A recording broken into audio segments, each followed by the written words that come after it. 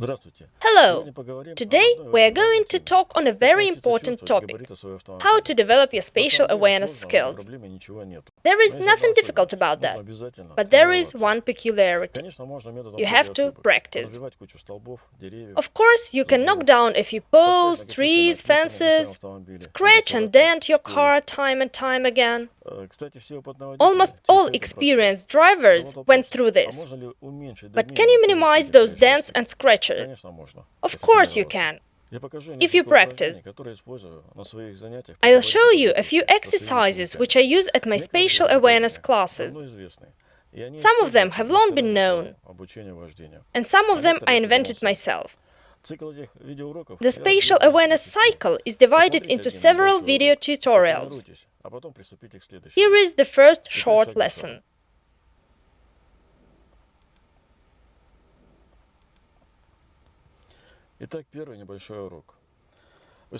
I put a pillar next to the car. By the way, I've already shown this in my videos. I tell the student to turn the steering wheel in the opposite direction and ask, if you drive, will you hit the pillar? Everyone says they will. Then I suggest trying. We move and everything's in place. It doesn't even stir. Thus, if you turn away from something, it means you drive away from it and you won't hit it. This is true for modern cars. However, this is not applicable to older cars or trucks.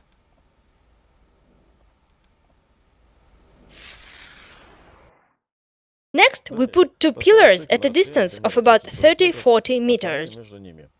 The car is between them. Your goal is to drive as close to the front pillar as possible without hitting it. You can leave the car and look at the result. Then do the same with the rear pillar.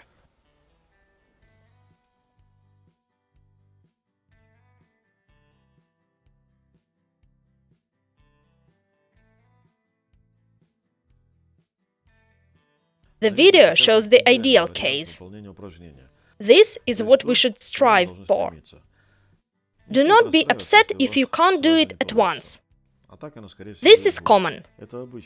That's what practice is for, to achieve the result.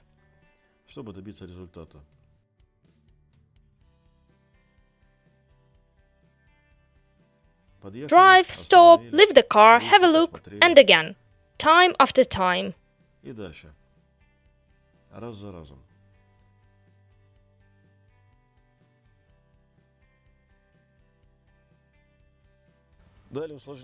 Now, let's make the task more complicated. Repeat your actions with the front and rear pillars, but this time slightly hit them, so that you can see that the pillar stirs and tilts. But it should remain standing. The advantage of this exercise is that you see the result without leaving your car. The pillar tilts, that's the result. But if the pillar falls, you need to go out of the car to put it in place. The exercise is pretty interesting, even kind of funny. At least my students are always happy to do this exercise.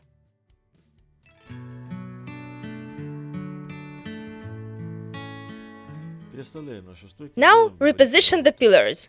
Make a kind of a clearance gate. Drive between the pillars. You can't hit the pillars.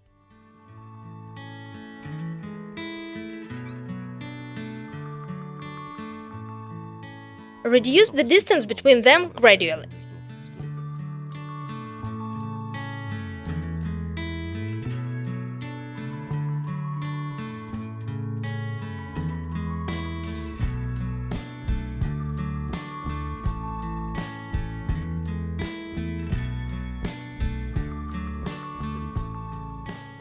At the end of the exercise, the distance between the pillars and the car mirrors should not exceed half a centimeter.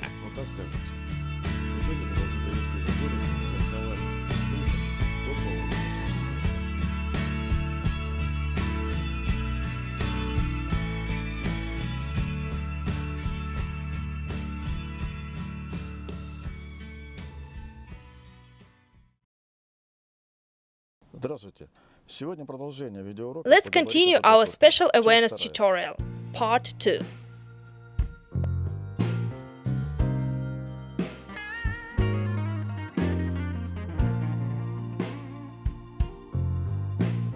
Last time I suggested that you drive through a clearance gate forward and in reverse. We did it with our wheels almost straightened, just adjusted the steering wheel a little. Now let's do a new exercise. The same clearance gate, but now there are two of them. And you need to pass through them while turning. If you look at the movement pattern, you'll see it's a circular motion. But every time you enter the gate, you need to aim to adjust your path. By the way, if the car front fits the gate, it doesn't mean that the rear of the car will automatically pass as well. Chances are you hit the inside pillar.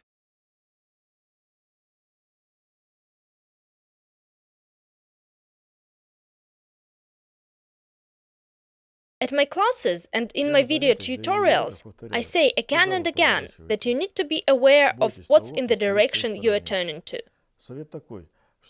My advice is to be further away from what you need to be aware of and closer to the opposite side.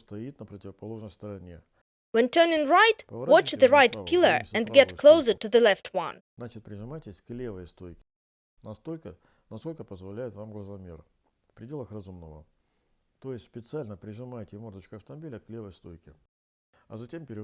Then look in the right mirror and watch the interval between the car and the pillar.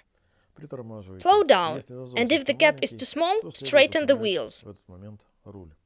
The reason for that is that with the wheels straightened, the gap doesn't change. That is, it neither decreases nor increases, and that's what we need. But to learn to get close to the outside pillar while turning, you need to learn to feel where the front corner of the car is. This is a separate matter. We have already practiced with the front and back dimensions of the car, have learned to feel the lateral dimensions. And now we need to learn to understand where the corner of the car is. And what happens with that corner when you turn. You will need the help of your instructor for this exercise. The instructor should put the pillar very close to the front, but he or she also needs to consider the front wheel and the supposed motion path, so that you don't hit the pillar when moving. The instructor can see the situation from the outside, and he or she can put the pillar where it needs to be intuitively. His or her goal is to put the pillar so that the car can really pass without hitting it, but pretty close. And each time the instructor has to move away at different distances, quite far away and not that far. But every time the bumper has to pass close to the pillar. If you put the pillar too close, tilt it and say it was impossible. This exercise should be done in both directions. Make left and right turns. This way, you learn to understand how the left and the right corners pass the obstacles.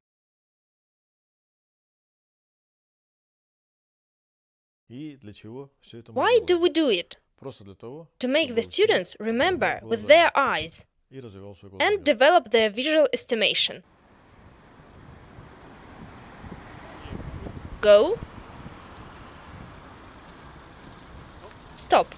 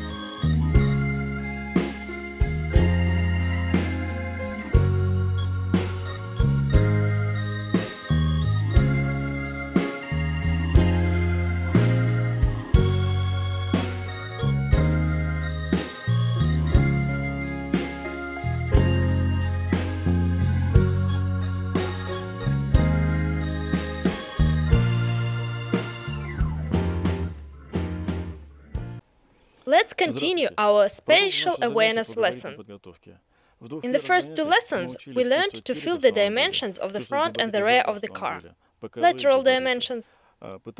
We need to understand how the car's corners behave while turning. If you haven't watched the first two lessons yet, click the mouse and have a look. In this lesson, we need to understand where our wheels go when we maneuver around some hole or just move straight. Part 3.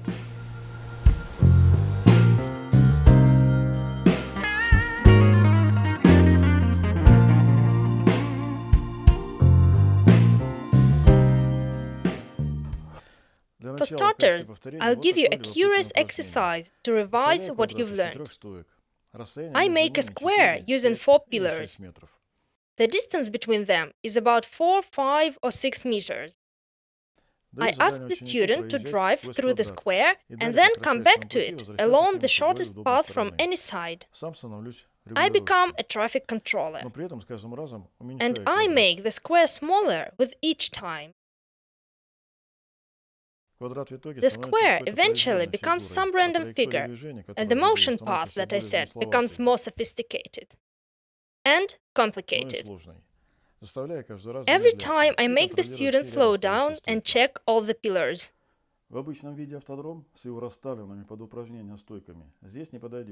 For these classes, you need a separate ground and complete absence of other cars. The student is so focused on the exercise that an approaching car may remain unnoticed.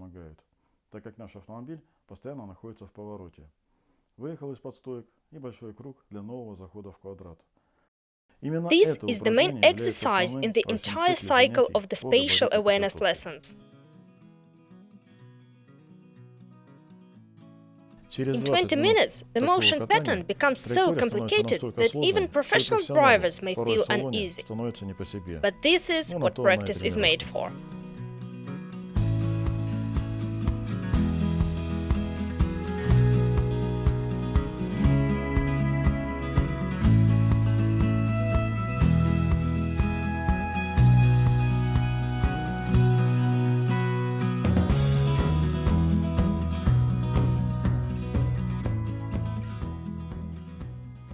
And now, the next exercise. I explain to my students that we are going to do a new exercise, to pop boxes.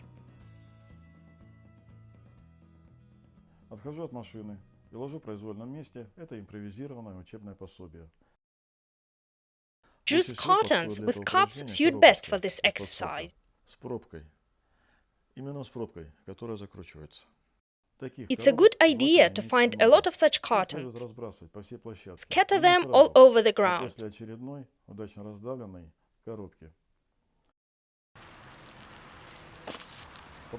You need to pop them with both left and right wheels.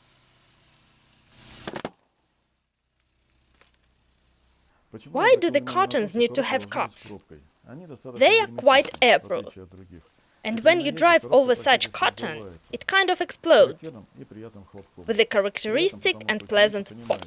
It's pleasant because the student realizes that she hasn't missed, and you can see that she's in a better mood after such a pop. You can use plastic bottles instead of cartons, but in this case you'll need to prevent the bottles from rolling. Otherwise, they fly away at the most inappropriate moment, right from beneath the wheel, and you have an impression that you've missed it, but in fact the bottle is to blame. And you always need to end your lessons in a good mood, on a good note. You need to gain victory every time, even if it's a small one.